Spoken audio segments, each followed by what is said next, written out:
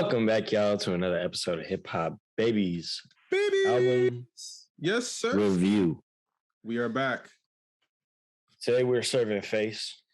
Babyface Ray. He blessed us. He blessed Detroit, and now he's going global, man. He's all over. He's all over everywhere right now. He's pretty much the face of Detroit rap at this moment. This was a decent, first outing for what I've listened to him fully, because I've heard some songs and tracks and shit, but it's never been one cohesive unit of project. So I really wanted to dive into this one and really nitpick the fuck out of it, because while it's got some really good bright spots to it, the album's also lacking in a lot of areas. Before y'all keep watching, make sure you like, comment, subscribe, all that. It's super easy. All the support. Helps us out a hell of a lot. So let's start from the top, bro. Let's go from the top. The first song, bro. Did you notice it? The One Apologize. Republic. Yeah, Timberland, One Republic. Yeah, I was like, what? He from Detroit. A lot of his popular songs are gritty, grimy. I kind of fuck with Unfuckwittable, so I was excited for this one. For you to come out at the gate with an introspective track with a One Republic sample, and you killed it. I like that track. I liked how he started it out the gate. He's not just talking about the generic, I'm a gangster from Detroit, or I'm doing all this gritty, grimy stuff. He's kind of witty sometimes and playful with his punchlines and his certain things he says. Yeah, for sure. I really like the beat switch too. It's a two-song track. Yes. 2-song track. So the first part is where they sped up the original sample, and it was a little bit faster and harder, and then he slows it down to either the original pace of it or a little bit slower, and then it starts getting a little bit deeper, right? It's kind of like, a metaphor for him as a person. If you look at him in the surface when you first find him, you think he's a gritty type, he's just going hard. But there's layers. There's softer tracks within him, and he's got something to say for sure. He's not just spitting all the time. So yeah. No, I really like that. That was a good intro. I think the first part of the album in general is a little bit better, or maybe a lot better than the second half. Right after that, we get Six Mile Show. Woo. Didn't that song have a beat switch too, or am I tripping? It did have a beat switch, but so two back-to-back beat switch. That one wasn't really that great to me. Them just going back and forth. It was really good, but the chorus for the first part was getting a little bit redundant, and then they beat switched it and they got really slow. It was almost like a Life is Good beat switch, where it was really just in your face, to where it was just not at all. It didn't really connect with me like that. I appreciated the first part of the track a lot. That's what I was expecting more so to start, but I feel like he found a cool way to transition, especially because he kept it with the beat changes as well. I always love a cool beat switch. I understand you saying it was kind of sudden, but I feel like it worked. Yeah. Sincerely Faced, though, next track, I really love that track too. That's one of my highlights. It's like a baby, bro. Yeah, I love that track. The cowbell and the kick, bro. When you're looking for a Detroit rapper, of course, that's what you expect. But again, he adding his own little twist. Feel like he knows how to really talk his shit without it getting boring. Usually with albums like this, I feel like I get bored because you're repetitive, or it's not really like sometimes I understand with other Detroit rappers, they try to be witty, they say funny out of pocket lines. His stuff really isn't out of pocket. It's actually he's rapping, because this dude can rap. I can he's a solid rapper. His lines stick out a lot. He's damn near at this point perfected slick talk.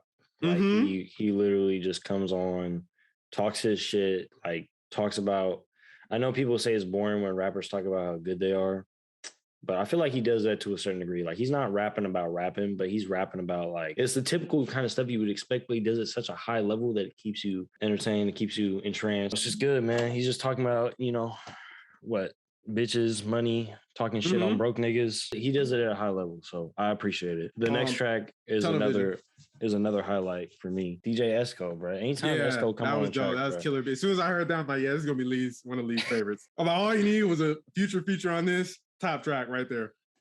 For real, bro. But Esco, he came with a crazy floaty spacey beat, and I feel like it was a good track to have or Sincerely Faced, because they're kind of the same vibe too. Yes. The tracks are pretty much, I feel like, the same thing. It's just one's more like a Detroit Bay type beat, the other one's more like an Atlanta type beat. So yeah, which shows his versatility.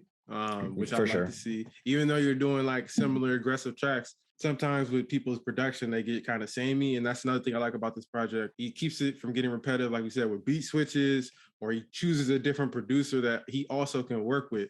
They kind of either make it work for his sound or he finds a way to kill the beat anyway. There was a few beats on here. I'm like, how is he going to do this? Because considering the way he raps, he's very versatile with his flows. Kind of switches it up, maybe the tempo, maybe plays with a different like way he's ending the verse, you know what I'm saying? Overtime was funny to me just because Young Lean popped up. If they're gonna collab again, maybe find a way to get Young Lean to fit more on the. I feel like it got a little awkward in certain spaces for him to even try to do that and show love. Obviously, he knows about the culture and he's connected, so I think that was a dope collab to see. Yeah, I was surprised. Yeah. It was very like light and floaty at first, with like Lean coming in, and then it just goes right back to face, and it's just like it was just kind of like, bro, what is this, bro? Yeah, you're like it's like a cameo. It's not even. They didn't even need a beat switch. The fucking flows and everything were such an aggressive change. It almost changed the whole track to me. Like it was like what Young Lean almost was on his own little plane. He's a character. But I love that he tried. Again, he's not doing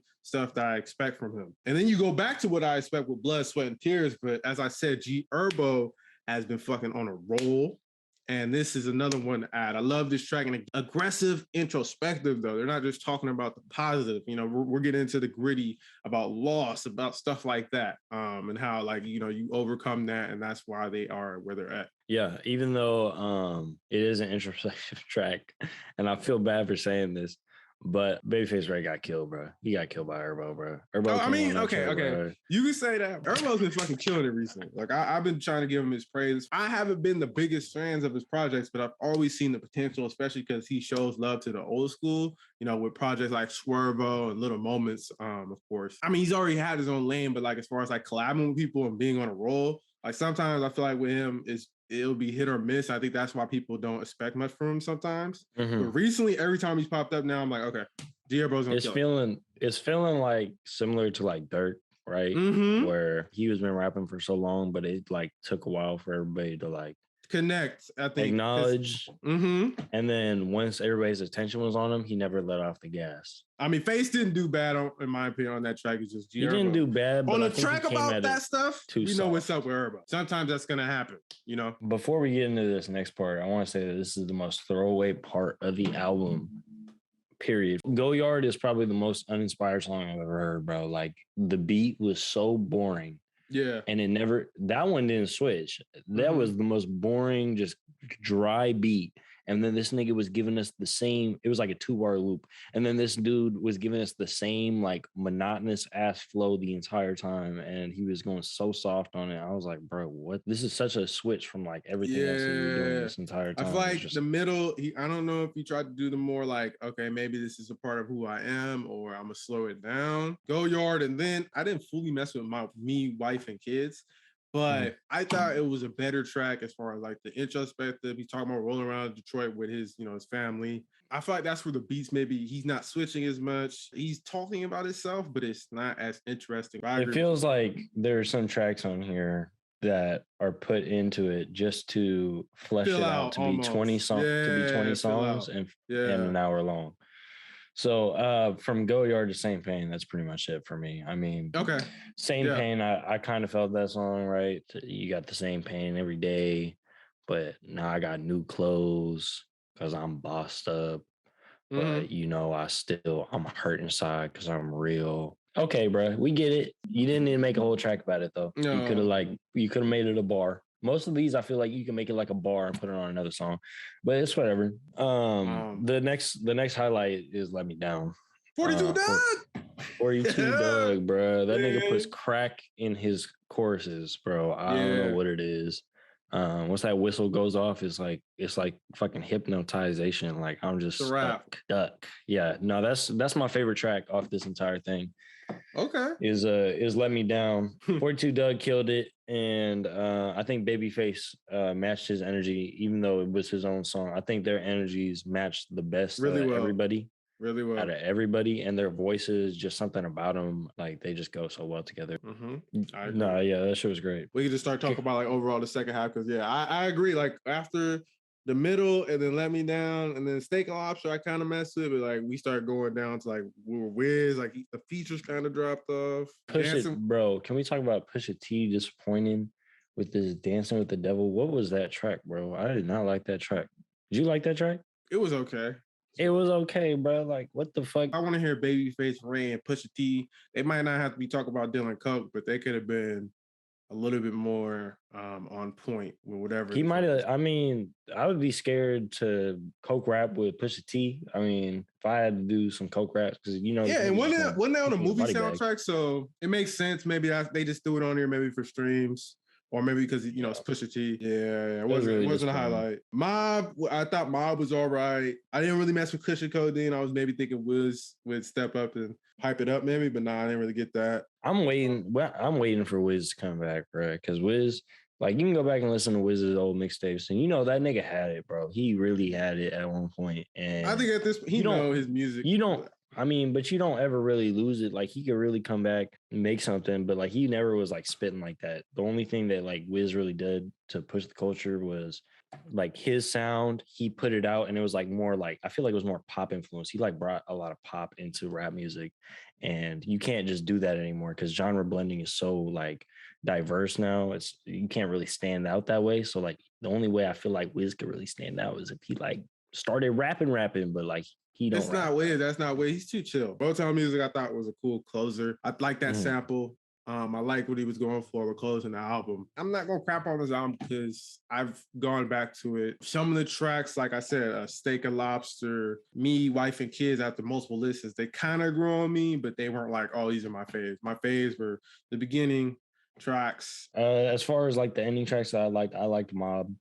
And I liked Seduction. Seduction was like one of my favorites. You don't gotta seduce me. I'm already interested. Yeah, that was cool. That was catchy a little bit. Quit playing games, bro. You gonna get forgot about, for real. If you like this project, you really like this Detroit sound, and you want to hear someone different, check out Babyface Ray. I was not disappointed. I like this dude. I like what he brings to the table, and I'm excited to see what he does next. Since he's like that one guy come from Detroit, he's kind of had to put himself into the culture himself, and he's got all these different features from all these different timelines of rap and stuff, and he pops up on other people's shit all the time. I mean, he popped up on the Currency album that dropped recently, so yeah, he did a cool job on there. Yep. Yeah, he did, exactly. So he knows what's up, and he's destined for stardom, it seems, at this point. I don't see him slowing down at any point. If anything, he's going to get more mainstream from this point onward. Thank you, Babyface, for giving us that album. All right, well, that about wraps it up. Make sure that y'all like, comment, subscribe, all that. Hit us on the email, hit us in the DMs, on Twitter. I'm always on the timeline. I'm looking for new music, look for people to put on to the podcast for the viewer showcase. So if you got interesting shit, if your buddy's got interesting shit, send it to us. I'll review it. I'm gonna be honest, as always. Again, thank y'all. Peace.